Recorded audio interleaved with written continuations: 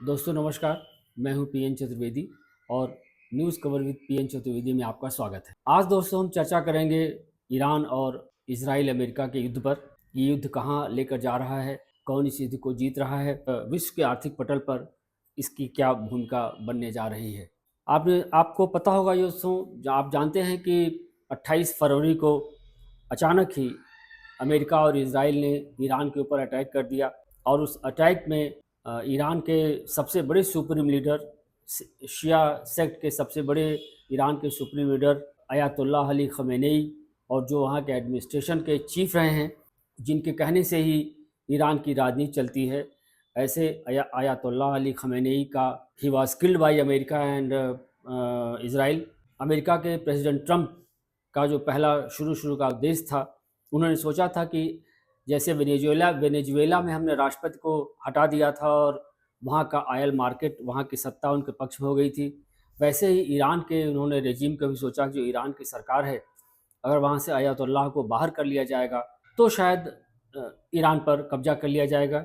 और ईरान पर कब्जा करने का मतलब है कि ईरान के तेल भंडारों पर अमेरिका का कब्जा हो जाता, यानी कि अमेरिका का कब्जा एक तो वेनेजुएला के ऑयल पे हो जाएगा, दूसरा ईरान के ऑयल पे हो जाएगा, तो वो बहुत बड़ी ऑयल मार्केट का बादशाह बन जाएगा, क्योंकि वेनेजुएला में दुनिया का सबसे बड़ा तेल भंडार है और ईरान में भी दुनिया के तेल भंडार का 4.5 से 5% ऑयल ईरान में ही पाया जाता है। लेकिन दोस्तों ये चाल ट्रंप की ठीक नहीं रही, ये चाल उल्टी पड़ गई।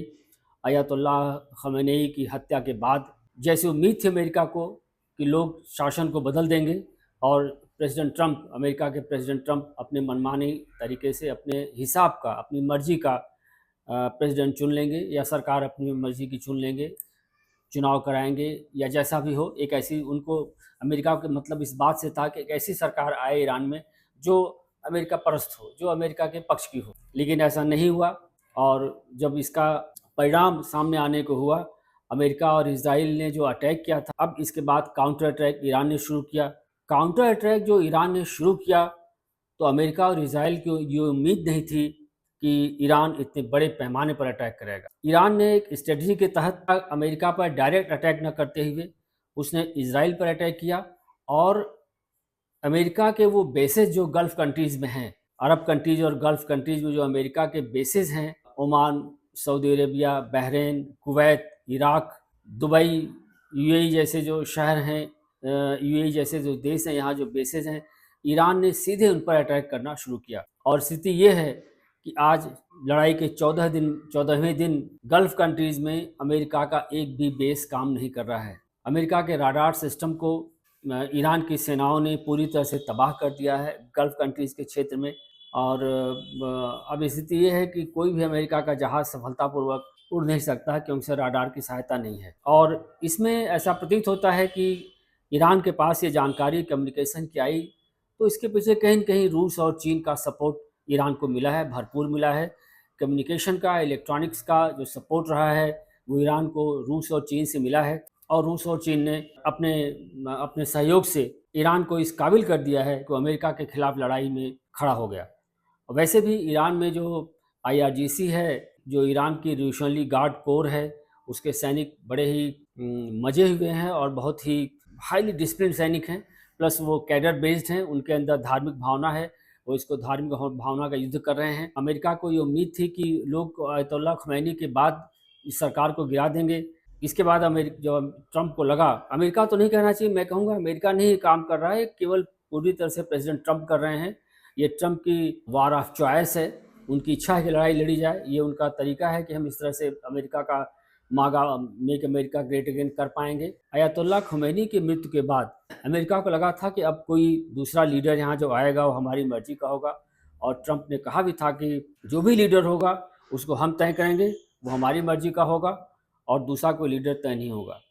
लेकिन ईरान ने जो वहाँ की असेंबली ऑफ एक्सपर्ट्स है, जो वहाँ के खुमैनी के अगले खुमैनी का तय करती है नामकरण, उसने अयातुल्ला खुमैनी के ही बेटे मुस्तफ़ा खुमैनी को ईरान का सुप्रीम लीडर बना दिया। मुस्तफ़ा खुमैनी को सुप्रीम लीडर बनाना एक तरह से अमेरिका के गाल पे एक ईरान के द्वारा जड़ा गया बहुत तेज़ तमाचा था। मुस्तफ़ा खुमैनी के बारे में कहा जाता है कम बोलते हैं, लेकिन वो अपने पिता से ज़्यादा अमेरिका के लिए ख़तरनाक हैं। और मुस्तफ़ा ख़मैनी ने आने के बाद अभी उनका कोई पब्लिक में स्टेटमेंट नहीं आया हुआ है जिसमें वीडियो संदेश या ऐसा कुछ हो, लेकिन एक उनका पब्लिक स्टेटमेंट आया हुआ है जिसमें स्ट्रेटजिक रूप से कहा गया है कि स्ट्रेट ऑफ हॉर्मुज़ बंद रखना हमारी स्ट्रेटजिक नीति के तहत है। तो इस तरह से देखा जाए तो ईरान ने गल्फ़ के देशों पर अटैक किया। अब तो वहाँ की बिल्डिंग्स को भी पर अटैक किया गया है और सारे अमेरिका के बेसेस को वहाँ ख़त्म कर दिया गया है। और इसके बाद ईरान ने स्ट्रेट ऑफ हॉर्मुज़ को बंद कर दिया है। Straight of Hormuz Persian gulf का वो सकरा सा क्षेत्र है, द्वार है दोस्तों, जहाँ से दुनिया के क्रूड ऑयल के व्यापार का 20% व्यापार वहीं से होता है। यानी लगभग 20 मिलियन बैरल क्रूड ऑयल वहाँ से आता जाता है और इस पर ईरान ने रोक लगा दी है।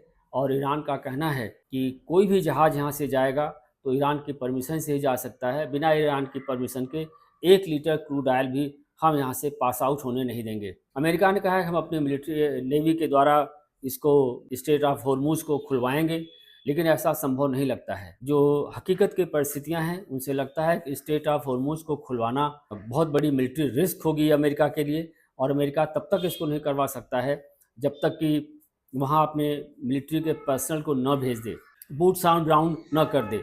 लेकिन बूट्स ऑन ग्राउंड करने की स्थिति में अमेरिका नहीं है और अमेरिका के पास ऐसा नहीं लगता है कि वो अपने मिलिट्री पर्सनल वहाँ भेजेगा।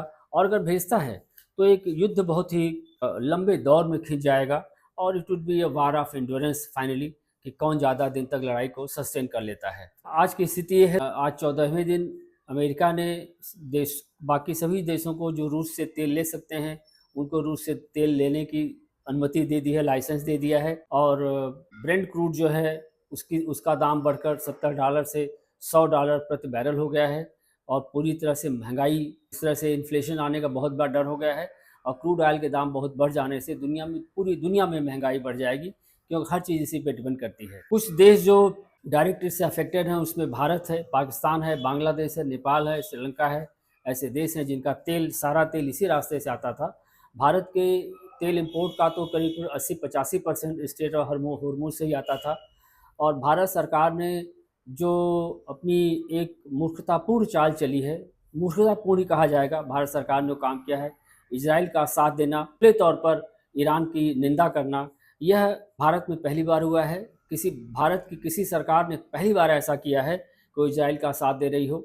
इसमें प्रधानमंत्री जी के द्वारा अयतुल्ला ख़ुमैनी की हत्या के बाद कंडोलेंस मैसेज न देना, कुछ न कहना और उसके कुछ ही देर बाद यूएई के प्रेसिडेंट से बात करना और उसमें ये कहना कि जो उनके ऊपर अटैक किया गया है ईरान के द्वारा वो निंदनीय है।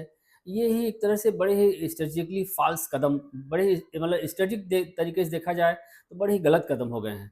ऐसा फॉरेन पॉलिसी में भारत की पहली बार देखने को आ रहा है कि इस तरह की बचकानी हरकतें हमारी सरकार ने किया है। दूसरे क्या है दोस्तों कि ईरान ने कहा है कि उसकी ऑयल फील्ड्स का एक बड़ा उसने मिलिट्री स्ट्रेटजिक कदम लिया है। अमेरिका ने कहा है कि हम उसकी ऑयल फील्ड्स का और उसके सी पोर्ट्स को बर्बाद कर देंगे। इस पर ईरान ने कहा है कि अगर हमारे सी पोर्ट्स को बर्बाद किया जाता है या हमारी ऑयल फील्ड्स को बर्बाद किया जाता है तो हम गल्फ़ कंट्रीज़ की सभी ऑयल फील्ड्स में आग लगा देंगे और कहीं भी 1 लीटर पेट्रोल नहीं बचाएगा, डीजल नहीं बचाएगा और दुनिया में क्रूड की हाहाकार मच जाएगी।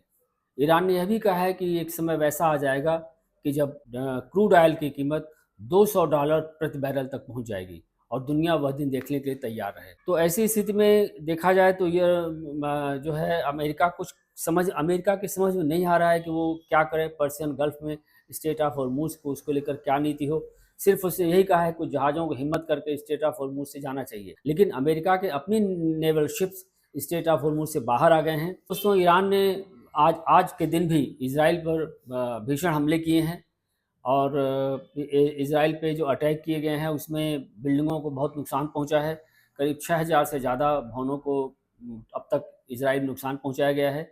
लेकिन चूंकि इजराइल में बहुत बड़ी सेंसरशिप है और इजराइल की खबरें दुनिया में नहीं आ पाती हैं, इसलिए हम इजराइल के बारे में, इजराइल में नुकसान को कम जानते हैं। जबकि ईरान के बारे में सब तस्वीरें आ रही हैं, ईरान जल रहा है, ईरान तबाह हो रहा है, ईरान पे ये अटैक हो रहा है, ईरान पे ये धुआं उठा हुआ है, ये पूरी दुनिया को खबरें मालूम है। लेकिन इजराइल की खबरें मालूम नहीं है क्योंकि इजराइल की खबरों पे सेंसर लगा हुआ है। लेकिन जो खबरें आ रही हैं इजराइल के बारे में उनसे यह स्पष्ट है कि इजराइल बहुत बुरी स्थिति में पहुंच गया है। इजराइल के नागरिकों की बहुत बड़ी संख्या बंकर्स में सुरक्षा लिए हुए है और वहाँ का एक सबसे बड़ा अस्पताल, वहाँ के मरीजों को बेसमेंट में शिफ्ट कर दिया गया है और वहाँ का बेन गुरियन एयरपोर्ट बुरी स्थिति में है। और वहाँ से कल की खबर है कि वहाँ पैसेंजर्स और बेन गुरियन एयरपोर्ट के स्टाफ के बीच में झड़प हुई है, कहासुनी हुई है, क्योंकि लोग इजराइल छोड़कर भागना चाह रहे हैं और एयरपोर्ट पे शायद एक ही फ्लाइट जा रही है, फ्लाइट्स नहीं जा रही हैं। ये लोगों के बीच में है बहुत बड़ी नाराज़गी है नेतन्याहू से भी, और कि नेतन्याहू ने लोगों को युद्ध में बिना किसी बात के फंसा दिया है। इजराइल के नागरिक इस युद्ध को इस अवस्था में नहीं चाहते थे और लगभग यही हालत अमेरिका की भी है। अमेरिका ईरान से युद्ध लेना नहीं चाहता था, लेकिन ट्रंप ने इसको फंसा दिया है। दोनों देशों में एक ही बात है कि अमेरिका में नवंबर में मिड टर्म इलेक्शंस होने वाले हैं और ट्रंप का यह सोचना था कि अगर हम ईरान को युद्ध में हरा देते हैं तो हम मिड टर्म इलेक्शन बड़ी आसानी से जीत जाएंगे।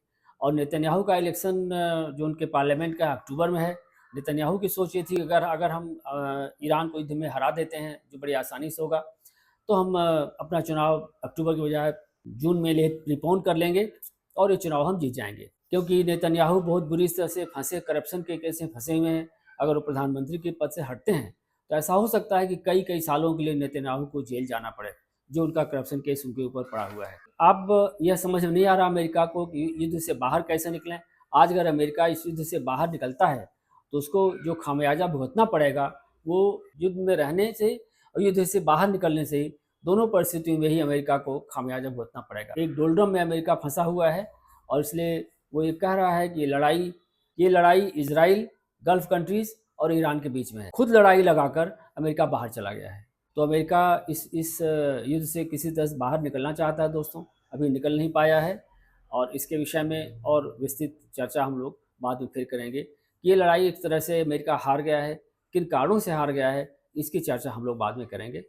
आपसे उम्मीद है कि आप इस चैनल को लाइक करिए, शेयर करिए, इसे अपने मित्रों में भी दीजिए। धन्यवाद।